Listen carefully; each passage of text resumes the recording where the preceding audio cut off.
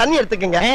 அத தோசைக்கல்ல ஊத்தி அதுக்குன்னு வழக்கமா ஒரு விளக்கமாறு வச்சிருப்பீங்கல்ல? ஆமாங்க. அத அடிப்பக்கமா திருப்பி சரிங்க. வரட்டு வரட்டு வரட்டுன்னு ஒரு 4 இழுப்பு இழுத்து சரிங்க. நல்லா கழுவி விட்டுருங்க. சரிங்க. ஒரு கிண்ண நிறைய மாவு எடுத்து பெரிய ரவுண்டாவும் இல்லாம சின்ன ரவுண்டாவும் இல்லாம சரிங்க. பொதுவா ஒரு ரவுண்ட ஊத்தி 4-5 வெங்காயத்தை போட்டு அள்ளி பொடி பொடி பொடியா நறுக்கி அப்படியே மேலாப்ல பரபரன்னு தூவி விட்டு சரிங்க. ஒரு நீளமான கேரட் எடுத்து அதையும் பொடி பொடியா நறுக்கி சரிங்க. அப்படியே மேலாப்ல பரபரப்பா தூவி விட்டு சரிங்க. ஒரு 16 கரண்டி நெய் எடுத்து சரிங்க. அதுல 6 கரண்டி நெய்ய உள் சைடு அப்படியே லேசா விளாவி விட்டு சரிங்க. 10 கரண்டி நெய்ய தோசைக்கு வெளி சைடு அப்படியே மேலாப்ல விளாவி விட்டு சரிங்க.